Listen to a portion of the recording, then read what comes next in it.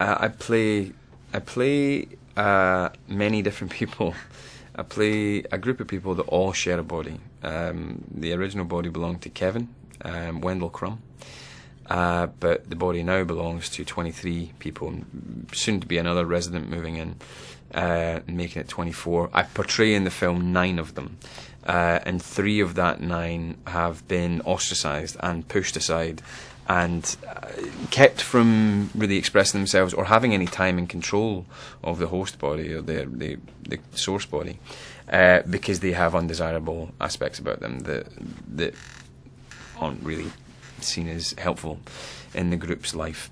But they manage to exert control and take over, and they come back with a whole new belief system and doctrine about this avenging godlike figure that will fight for them and be their advocate in the wider world that doesn't even believe they exist, that doesn't believe DID exists, dissociative identity disorder. So they come out and they've got this whole plan which is meant to empower and allow this new figure to emerge, which involves significantly harassing 3 young women.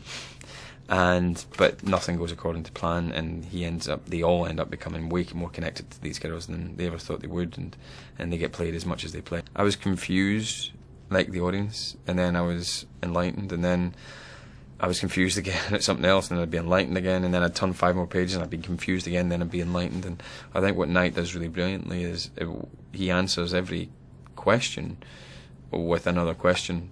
So you have it answered, but there's just another mystery that's going to take another. And the whole movie is like that, which I think is brilliant storytelling. So when I got to the end of the script, I was in.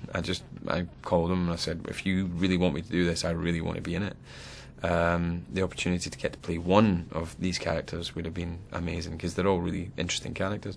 But to get to play 9 of them was a lot, and it was going to be difficult, and it was going to be tight to get that amount of work done and get myself ready for shooting, because I got the job fairly last minute.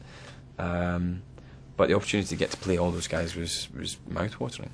He's one of the few people I've worked with that is committed to the vision, the original vision he has in his mind, and doesn't really want that to alter too much during the filming process. So you end up in a situation where the thing that you read months before you see the final film is pretty much exactly what you see in the final film. The editing process isn't there to like rejigsaw the entire movie and turn it on its head. The filming process isn't there to go like, oh, what is this scene? I don't know. Should we just... Oh, that worked. Whatever you did, that worked. It's not what we originally thought, but it looked cool, so that's cool. None of that. It was getting exactly what he wanted on the page, and it shows a lot of commitment to his unique storytelling and his original storytelling, which is something that's fairly rare these days in the film industry. There's not a lot of original stories being told. So everything that's got an existing brand name almost, and so I've got a lot of respect for him for that. I think I like that mixture of, entertaining but talking about important things and provoking philosophical conversations and, also artistic conversations. What did you just see? What was that? Does it mean this? Does it mean that artistically? But also philosophically that, and maybe this is stuff that just sits in you, but that you come away from these movies and there's a little bit of religion in it. And by that I don't mean like Orthodox religion, but like philosophy and things that you believe in. It was a funny story. So I sent him the script. He was in London. I sent it to him, and then he sent me an email, said, what's my character's name? And then I sent a very, ambiguous email back, said, just read it, dude, just read it. And he was like, huh? That's really strange that he didn't tell me what my character's name is. Well, because you're all the characters. And so it was funny. And then he immediately sent back an email when he finished. And I remember getting the email, and it was just like curse words, like excitement and curse words, like, ah.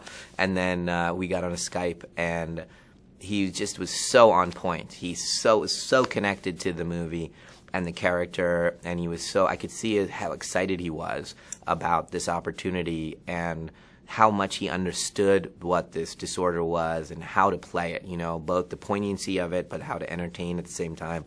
I was super lucky. I mean, it's a dream. You want to have that feeling every movie that the perfect person just walked in and got the role. You know, it's really it's something of an instinct of mine to write very strong female characters.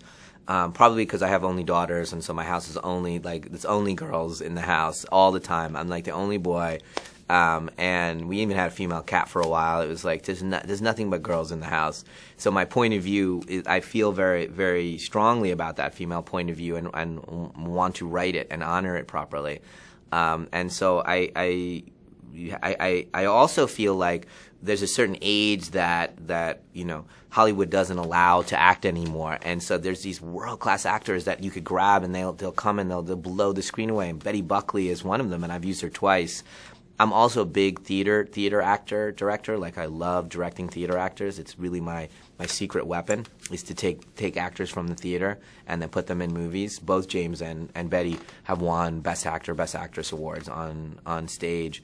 So Betty Buckley plays Dr. Fletcher, and she's just vivacious and opinionated, and you know, full of light, and very, very specific, and like, you know, she's a very physical actor as well. I just love it.